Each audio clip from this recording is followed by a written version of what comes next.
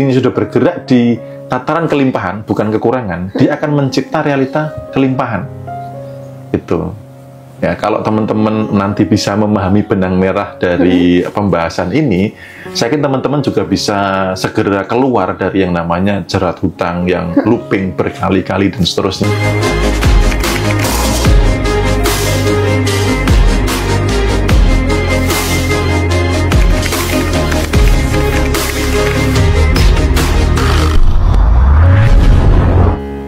Selamat siang semuanya, selamat datang kembali di podcast Mas Bimo ya Mas Bimo. Apa kabar Mas Bimo? Ini musim batuk flu ini apakah sakit juga ini Mas Bimo? Saya sudah melewati itu kemarin. Oh. Jadi makin sehat, makin berkelimpahan. Oke, nah teman-teman semuanya yang baru bergabung bisa absen dulu ya, dari kota mana, terus juga bagaimana kabarnya nih teman-teman semuanya ya. Mas Bimo, minggu-minggu ini ada agenda apa aja nih Mas Bimo? Setelah kemarin kita tahu bahwa sudah ada kelas offline dan juga meditasi gitu, apakah banyak peserta yang pulang mungkin dengan perubahan diri, terus juga apakah konsultasi private ini langsung kenceng gitu Mas?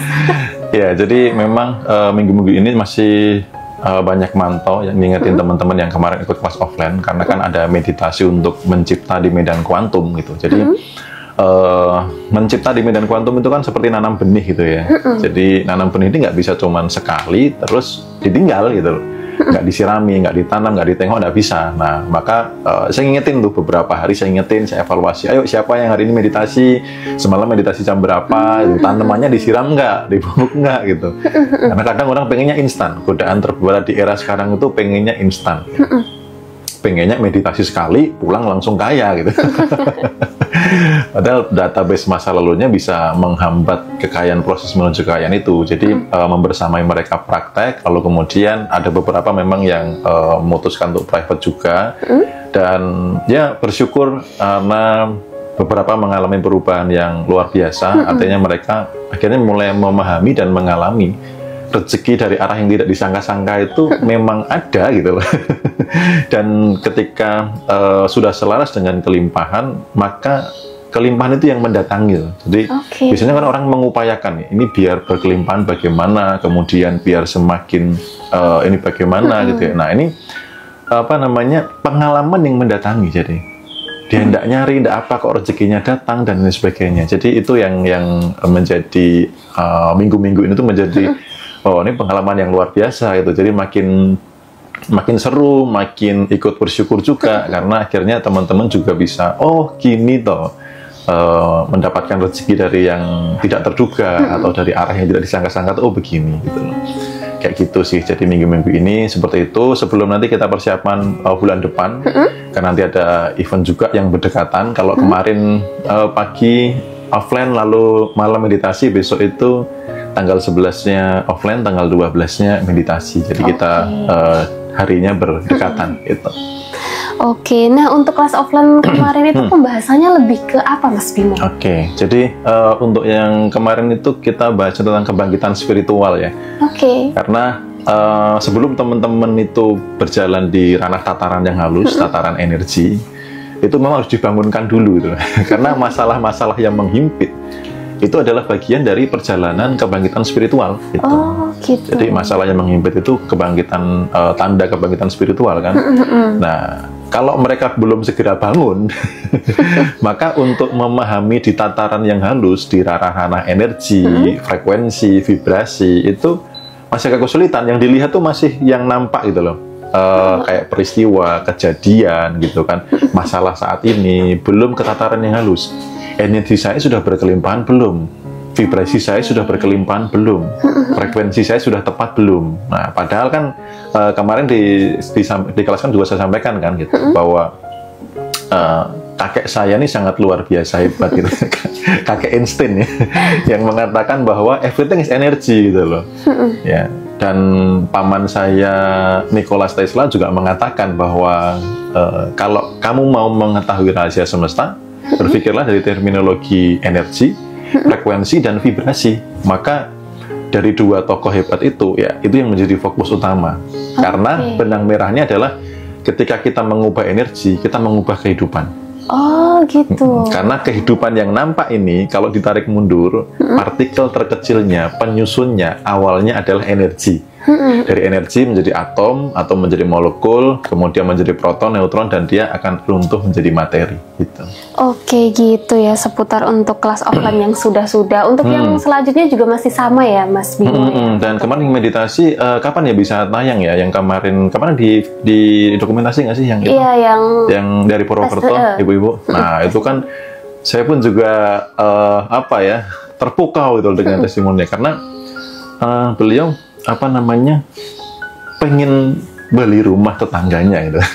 Pengen beli rumah tetangganya, kan bingung ya ngomongnya ya. Iya. Rumahmu tak beli gitu, kayak ngusir, kayak nggak etis gitu loh. Ternyata dia kaget gitu, kok tiba-tiba tetangganya datang ke rumah, aku mau jual rumah, kamu beli enggak gitu. Jadi di luar logika, termasuk yang dia akhirnya bangun pabrik dan sebagainya, saya nanya kan waktu itu, Bu, ini memikirkan tentang itu enggak, atau melogikakan caranya gimana enggak? Enggak, Mas, saya sendiri kaget-kaget gitu loh. Kok tiba-tiba kayak serba kebetulan yang mendatangi, loh kok begini, kok begitu, padahal saya belum mengupayakan maksimal, tapi kok sudah datang bertubi-tubi gitu. Nah nanti teman-teman tunggu aja ya. Kalau videonya sudah siap tayang, itu real testimoni, karena ibunya keren. Jadi dia tuh gini, begitu tahu cara meditasi yang benar, kuncinya ya adalah dia rutin meditasi. Oke. Kayak nanam tadi, disiram, dipupuk gitu. Ada yang mungkin meditasinya cukup sekali aja karena pengen tahu kayak apa sih meditasinya Mas Bimo. Habis itu, oh cuman kepo doang, selesai, yang nggak dapat apa-apa. Tapi Bu ini begitu tahu cara meditasi yang tepat, kemudian dia meditasi mandiri setiap jam 9, setiap hari. Nggak nyampe sebulan, perubahannya luar biasa. Gitu. Keren. Jadi teman-teman yang sudah pernah ikut meditasi bareng kami, meditasinya cuma sebulan sekali, atau sekali itu saja, atau sepanjang hari dijaga. Terutama yang sudah ikut kelas Repen Kebangkitan Spiritual, itu teknik meditasinya udah makin top lagi. Nah itu harus dijaga untuk berada di frekuensi itu. Membiasakan sepanjang hari, nengok lagi yang dicipta di medan kuantum gitu kan. Menyirami, kemudian memupuk, merawat, sehingga dia tumbuh menjadi realita. Jadi jangan berhenti sampai itu terjadi realita. Kalau sudah terjadi realita, ganti goals baru. Enak kan gitu. Oke, begitu.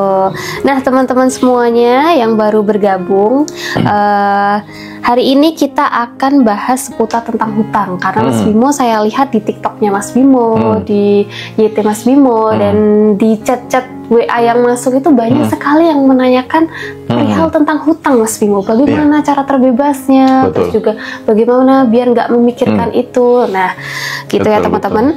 Nah, teman-teman yang punya pertanyaan seputar tentang hutang bisa langsung drop di kolom komentar. Selagi kita akan bahas materinya dulu nih. Setelah Mas Bimo mungkin selesai menyampaikan materi, akan kita bacakan pertanyaan-pertanyaannya. Nah, mungkin di teman-teman ini pernah ada di fase itu, dikejar tagihan mungkin, atau bingung harus bayar yang mana dulu, atau mungkin kepikiran terus Mas Bimo sampai stres, itu kan ada ya. Iya, betul. Terus saya pernah ngalami yuk. Ini sudah pensiun ya dari perhutangan, alhamdulillah. Nah, lebih dari itu kita akan coba gali ya, Mas Bimo akan kita tanya-tanya lebih dalam. Mungkin apa yang bikin kita terjebak berulang-ulang di siklus hutang? Apakah kita menurunkan vibrasi jika berhutang, dan bagaimana kita bisa pelan-pelan keluar? Nah, Mas Bimo, mungkin kita mulai aja langsung tentang materi hutang. Iya, oke. Hutang ini apakah punya siklusnya, Mas? Jadi kalau orang terjebak dengan hutang, apakah akan terus-menerus? Iya, oke, siklus ya, karena yang nanya cewek artinya siklus ya. Apakah siklusnya bulanan, apa harian, atau mingguan? Dan memang benar, kemarin waktu meditasi kan, kalau Mei juga mengamati pertanyaan dari peserta itu kan kebanyakan semuanya tentang hutang. Iya, betul-betul. Gitu loh, jadi di situ juga saya bahas tentang kita tuh terjebak, atau masih ada beberapa orang yang terjebak di sistem otomatis itu. Jadi dalam sambungan neuron, saat dia menyambung jaringan-jaringan otak ini, struktur kimiawi otak itu kan membawa informasi. Nah, itu bisa membentuk sebagai sebuah kayak file otomatis yang membentuk terkait dengan kayak hutang gitu loh. Oke. Kayak gitu. Nah, makanya kemarin saya tidak kaget ketika meditasi di awal, pertanyaan mayoritas itu kan hutang, cicilan, minus gitu ya. Jarang yang menanyakan gini, Mas Bimo biar saya punya rumah 2 miliar gimana gitu kan. Jarang kan, supaya bisa kesampaian beli mobil mewah gimana, jarang. Betul. Orang atensinya, energinya sudah terbiasa, terjebak secara otomatis ke ranah-ranah kekurangan. Maka ini yang membuat tadi siklus, jadi looping. Tadi di awal sudah saya bahas bahwa energi itu kan yang membentuk realita. Mengubah energi, mengubah kehidupan. Nah, kadang orang itu mau mengubah kondisi hutang, dia hanya mengubah di tataran nampak. Nambah usaha, ya kan, nambah bisnis, atau nambah kerja nih, part-time atau lain-lain sebagainya lah, atau mungkin nambah modal di tataran yang kelihatan. Tapi energi di dalam dirinya nggak diubah, sehingga sudah berupaya maksimal di tataran yang kelihatan, hasilnya nggak berubah gitu loh. Karena apa? Energinya nggak diubah. Nah, yang membuat looping itu apa? Pancaran energinya masih sama. Dia akan gulung lagi looping. Ketika pancarannya masih sama, akan looping lagi. Pancarannya sama. Jadi akan terus-menerus dan yang saya alami, kalau yang saya alami ya, loopingnya itu makin besar gitu loh. Dulu cicilannya cuma awalnya itu saya itu cuma motor 300 ribuan saat itu ya. Awal punya motor kan cuma 300 ribuan. Kalau sekarang sudah mungkin 600-an ya. 300 ribuan itu looping gitu loh. Sampai di titik terakhir itu udah di atas, udah di puluhan juta cicilan per bulan tuh, di atas 10 juta. Looping gitu loh. Karena apa? Energi saya tidak berubah. Itu. Maka teman-teman di sini saya ingin memberikan kesadaran baru bagaimana teman-teman untuk membereskan yang namanya hutang. Itu yuk kita ubah energinya. Gitu. Supaya apa? Ketika energinya berubah, dia tidak terjadi looping. Gitu loh. Karena pemicunya si energi ini. Kalau energinya sudah bergerak di tataran kelimpahan, bukan kekurangan, dia akan mencipta realita kelimpahan. Itu. Ya, kalau teman-teman nanti bisa memahami benang merah dari pembahasan ini, saya yakin teman-teman juga bisa segera keluar dari yang namanya jerat hutang yang looping berkali-kali dan seterusnya. Karena memang beberapa video belum ada yang spesifik ya. Jadi ini khusus buat teman-teman yang saat ini mengalami keterjebakan di hutang, looping gitu ya. Termasuk pada saat meditasi gitu kan, ditanya, kayaknya dari wajah-wajahnya pada nggak punya hutang gitu ya, langsung wah gitu kan, harusnya kan amin gitu ya. Artinya respon itu juga saya dulu juga ngalami sih gitu. Memang kalau sudah punya hutang, hidup hanya untuk mikirin hutang, mikirin cicilan, akhirnya looping, tergerak di kekurangan. Itu berdampak bisa sampai ke kesehatan dan sebagainya. Karena ketika orang hanya untuk survive hidupnya, hanya untuk bertahan hidup selama dari jatuh tempo, besok makan gimana dan sebagainya, itu ya hormon yang terproduksi adalah hormon-hormon stres. Bisa memicu asam lambung. Saya dulu juga ada asam lambung juga gitu, karena mengalami hutang dan lain sebagainya gitu. Kemudian pikiran kreatif tumpul ya kan, lalu badan lebih cepat lelah, gampang sakit dan sebagainya. Itu memang dampaknya luas. Oke, nah untuk loopingnya sendiri apakah pasti itu membesar Mas Bimo? Jadi misalnya cicilannya tadi seperti 300.000 terus jadi makin bertambah gitu? Ya, jadi apa yang membuat looping makin bertambah itu karena sebenarnya pemicunya energi, rasa. Jadi ketika orang hutang, awalnya tenang. Begitu dia tambah panik, kok angkanya makin besar, tambah cemas, tambah takut, tambah stres, dia akan mencipta realita hutang yang lebih besar. Karena pemicunya ini energi. Gitu loh. Kalau pemicunya dia diubah, energinya diubah, loopingnya tidak akan besar. Bisa jadi mengecil, bisa jadi putus, selesai gitu loh. Nah, langsung berada di looping kelimpahan. Nah, kalau di looping kelimpahan nih, syukurnya makin menguat, getaran penuh cintanya makin menguat, ya kelimpahannya makin tinggi. Jadi ini berlaku di dua sisi ya. Nah, tinggal teman-teman mau pilih, energinya mau looping pengulangan di hutang, dan ketika diperkuat hutangnya makin nambah, atau mau looping di kelimpahan, ketika rasa kelimpahannya diperkuat, materi kelimpahannya juga meningkat. Nah, tinggal pilihan teman-teman gitu loh sebenarnya gitu. Oke, nah mungkin looping ini juga yang bikin kita itu gali lubang tutup lubang ya Mas Bimo ya? Betul, iya betul. Jadi secara sederhana awalnya adalah kalau misalkan nih dari tataran yang kelihatan, karena teman-teman kadang tuh gini, nggak puas ketika diberikan arahan yang tatarannya lebih halus di ranah energi gitu. Oke, saya bahas dulu di tataran kelihatan. Sebenarnya simple. Yang membuat hutang itu pertama adalah penyebabnya dulu ya, karena kan kita mau beresin. Nah, kalau dari sisi yang kelihatan, pertama adalah pengeluaran lebih besar dari pemasukan. Itu udah otomatis potensi akan menciptakan hutang.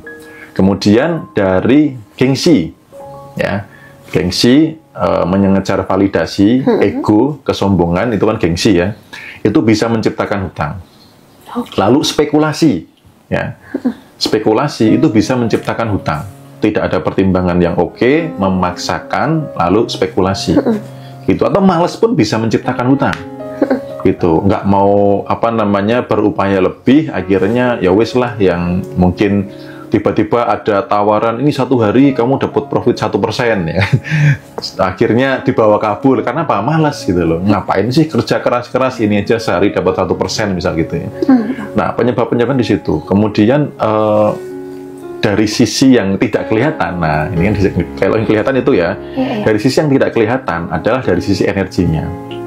Itu. Jadi sesuatu semuanya awalnya adalah energi. Everything is energy. Kakek saya Albert Einstein sudah menegaskan ya.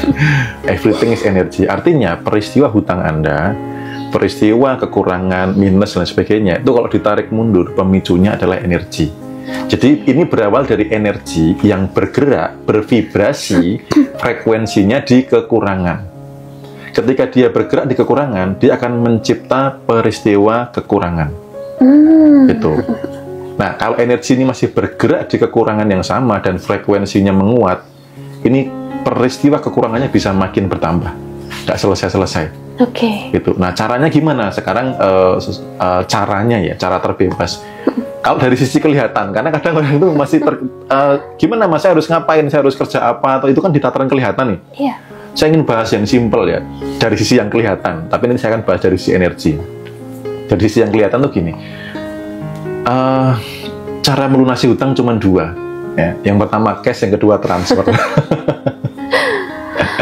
Ya, itu caranya, karena kadang orang terjebak caranya gimana, itu aja cuman cash sama transfer gitu ya. Tetapi saya lebih tertarik membahas energinya. Ingat, beberapa orang bahkan testimoni dari Bu Kinanti dan beberapa teman yang bisa bebas hutang itu setelah apa sih gitu? Setelah mengubah energinya. Mereka sudah gali lubang, tutup lubang, sudah nambah bisnis sampai mentok, angkat tangan, aku udah nggak sanggup. Apa yang mau tak lakuin? Akhirnya mengubah di tataran energi, termasuk ngobrol dengan uang. Gitu. Nah, maka kegiatan meditasi bersama, lalu kegiatan-kegiatan kita itu sebenarnya untuk mengubah pemicu awalnya supaya energi teman-teman yang awalnya bergerak di kekurangan mau pindah ke kelimpahan. Tidak peduli yang terjadi sekarang. Gitu. Dan kita masuk ke energi, ke tataran di mana di atasnya logika. Nah, kadang ketika sudah dapat wawasan nih, oh energi begini, nanti dikunci sama logika sendiri, dibatasi. Tapi mana mungkin gitu kan, saya kan cuma di rumah, gaji saya cuma sekian. Ya, itu yang membuat energi terhambat juga. Gitu. Maka pembahasan kita kali ini lebih terkait dengan bagaimana supaya kita bisa terbebas dari hutang dengan memperbaiki di tataran energinya gitu. Nah Mas Bimo, ngomongin tentang penyebab-penyebab berhutang, gimana kalau ada usaha, ya kan, kita misalnya mau bikin usaha, tapi pakai misalnya KUR BRI, sekarang kan ada tuh. Nah, apakah kita itu juga energinya ada di kekurangan Mas, karena memulai usaha dengan utang gitu? Ya, jadi gini, itu salah satunya adalah keterjebakan di sistem otomatis. Makanya nanti kalau misalkan pas event meditasi kan saya jelaskan detail, termasuk di kelas offline jauh lebih detail lagi terkait dengan keterjebakan dari sistem otomatis. Jadi teman-teman saat ini itu sebenarnya bukan diri sendiri, bukan diri sendiri yang sebenarnya, tapi hasil dari keterjebakan sistem otomatis. Contoh kayak tadi ya, mau usaha, lalu kemudian pinjem bank. Ini karena apa? Sistem otomatis di dalam otak itu ketika orang mau usaha, proyeksi atau fokus pertama kali adalah modal. Betul. Gitu loh. Sehingga yang diupayakan apa? Modal. Kalau saya tidak punya modal, saya punya sahabat baik yang bisa memberikan modal, ya kan? Kang Bri atau Kang apa ya, yang siap memberikan gitu. Nah, padahal energi akan mengalir, salah satu hukum energi adalah akan mengalir ke arah atensi. Di mana Anda memberikan perhatian, energi mengalir ke situ. Begitu fokusnya ke modal, lalu ke pinjaman, maka apa? Realitanya terjadi begitu. Nah, bahayanya bisnis itu berhenti di mengupayakan modal. Gimana modal saya dapat besar, gimana modal saya nambah, gimana saya punya modal. Mereka tidak sampai energinya ke bagaimana supaya profitnya maksimal gitu loh. Sehingga ketika sudah punya modal, lalu fokusnya apa? Kalau nggak tempatnya masih produk, bener nggak? Betul. Tempatnya mana, rukonya mana, atau produknya apa? Habis itu setelah buka, mungkin ditungguin sendiri atau mungkin ada karyawan. Begitu pas mendekati jatuh tempo pertama, loh, kok belum ada pemasukan gitu loh. Atau kok pengeluaran gaji dan operasional listrik lebih besar daripada, nah akhirnya dari situ mulai panik. Gitu. Akhirnya apa? Ya sudah tumbang.